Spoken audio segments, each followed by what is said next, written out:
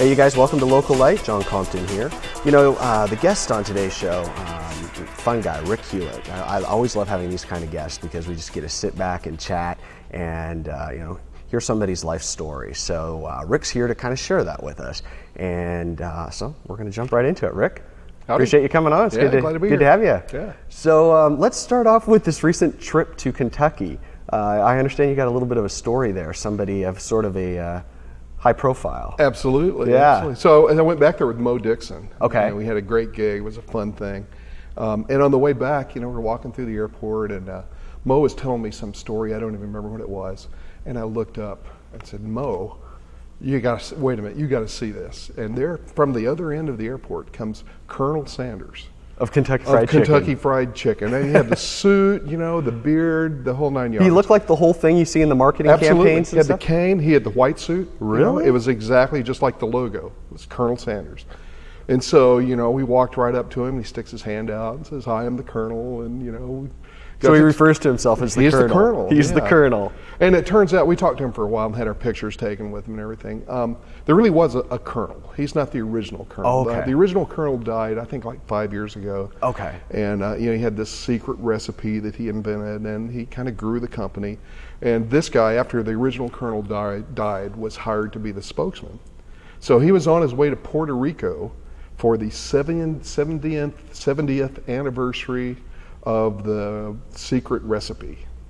All right. And he just walked through the airport, basically stopping and saying hello to people and having his picture taken. After we let him go, there was like 10 Japanese schoolgirls that just surrounded him. It was hilarious. Yeah, that's good. I was telling you before we started taping, I was like, I didn't even realize that. I thought it was just this fictional kind of character. It's the real there deal. was really real a Colonel Sanders, yeah. and then this guy's carrying on the legacy, huh? Yeah, doing the PR work. Right, and I got my picture with him. You got it. All right. Well, let's talk then about you've had quite a history in the Gorge of music. And a lot of people probably will remember you from, and I always butcher the name, but Django's Cadillac. Django's. Yeah. Why do the D silent, and I hear that all the time, and I still say it. Yeah. But with Victor Johnson and some of those guys, and what was that experience like? That must have been a lot of fun. It was a great band. We really started out trying to play the music of Django Reinhardt, who was a French gypsy back in the 30s and 40s, who heard American jazz and swing, and took gypsy guitar music and put it to that rhythm that Louis Armstrong and those guys had come up with. It was just great music, and we had a long run. We played I think we were together 8 years, and, just recently kind of came to the point where it's time for everybody to move on. We get people have kids and playing soccer and that kind of thing. Right. So we hung it up until our triumphant reunion tour, which I'm sure will be coming one of these days. Yes, yeah. All the major national press will be there. Yeah. We'll spend all the scads of money that we made then, and when we need more money, we'll go out. Right. When you spend it all, you got to hit the road again. Right. So you guys did that for about 8 years, all throughout the Gorge. Yeah. You guys are all still friends, stay in contact. Yeah, absolutely. And like you said, you're trying to get the reunion going. But I know, like Victor, because he was on the show earlier in the season, and he was talking about some of the things that he's done more on a commercial level, and really kind of taking things that direction. How about yourself? Are you doing that, or any plans to do that? Sure. In fact, a friend of mine and I have a recording studio across the river in Bingen, in the old Bingen movie theater. So we're trying to get that up and running, doing some projects over there. Got a lot of things lined up, and then one of actually the problems that I've had is getting time to go over there because I've been playing so much. Oh, rough. Just, it's tough. Yeah. I just got back from Seattle where I did my first solo ukulele gig. Really? Which was great fun. It's hard to imagine. I'll play you a little of it later. Yeah, I understand third segment. You're going to do that for us. Yeah. So. Well, okay. You have had, you came to the Gorge in the 80s? Mm-hmm. 86, I think. Okay. Were you here for the windsurfing boom? Absolutely. That's what brought you here? Yeah. Still doing that, or are you kiting now? I kind of had kids and a mortgage and sort of got out of it. But this year, I went 4 times for the first time in a long time. Really? Yeah. It's like starting all over again. It's like starting all over again, spending a lot more time in the water. Oh, yeah. Yeah. Oh, yeah. It's a whole different thing, isn't it? The sport just doesn't have the appeal when you're down in the water. Well, it was great for me. Yeah. Just to be out there was fine. Yeah. I had a blast. Yeah. Well, what happened with you got cancer, and this was really a life-changing event for Absolutely. you, and you have a really cool outlook on that. So share that with us. All right. Well, I'll just kind of tell you the story. Yeah. And it was a long and interesting process. So, you know, I'd been having like pains in my stomach, and I went to my doctor a couple times, and he really thought it was nothing.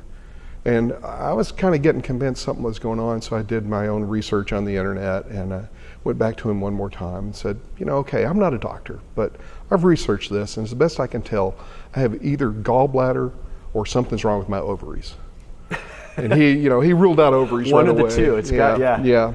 And he said, well, okay, well, we'll do some tests. We'll do an ultrasound. And I was actually scheduled to fly to Texas for a reunion with some old friends.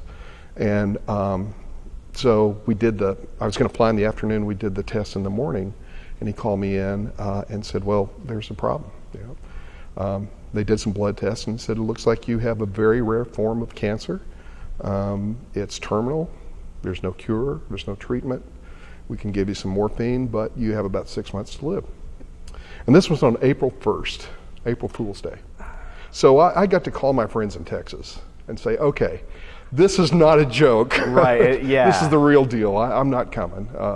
In retrospect, I should have gone, but I didn't. So you know, I went to a specialist, and he basically told me the same thing. He said, there's nothing we can do for you. And so at that point, it's kind of like a kick in the teeth. You start to evaluate your life and, you know, get your affairs in order. And how's your family dealing with this, knowing that, you know, Well, sort of like, well, we've got, you know, the dude's got an expiration now. Yeah, I mean, how do you deal with that? Yeah. You know, you just do the best you can. You know, and I started kind of figuring out, okay, well, what I want to do with the time that I have left. And thought about maybe traveling some, but really what I wanted to do was spend time with my family and play music with my friends. And so that's what I did. And you know, there was a time that I remember that I haven't really told very many people about. I mean, I'm going to tell you now. I went out to breakfast with my wife and my daughter, and it was just the most bittersweet thing, because my daughter's a beautiful young girl. She's 19. And I just remember sitting and thinking, I'm never going to see her flower into adulthood. I'm never going to see my grandkids. I'm going to miss all this. And it was just really hard to take. And I managed to keep it together through breakfast, and we went home. She had to run off somewhere else, and my wife and I went in the backyard. And I felt like something was about to happen to me, and that I needed to be alone. And I asked my wife if I could just be alone in the backyard for a little while. And she said, fine. And when she left, I closed my eyes, and I felt this rush of energy, like nothing I've ever felt in my life. And I suddenly found myself in another place. And it wasn't that I could see it with my eyes, because I was still fully conscious of where I was, sitting in the backyard, but I was in another place. And it appeared as purple, this purple field, and I was suspended in this purple field. And I noticed around me were people, and I realized it was my friends and my family, everyone I knew, and it seemed to just go on forever. And it was like thoughts were being given to me. And I suddenly came to the understanding that I was connected to every one of these people. And I'm connected to every fish, every pebble, every plant, and this universe expands forever, and it's not a bunch of different things. It's one thing. It's one thing moving forward to its ultimate goal, and for one of us to reach the goal by himself is not the goal. We can't make it until all of us are there. And I just had this realization. And about that, I was really kind of reeling from that. And about that time, I became aware of a light above my head. And it was just the most brilliant white light you could possibly imagine. And the only way I can explain it is that I received a thought from that light. And the thought was that the universe is evolving, and what makes it evolve is our response to challenges. Challenges.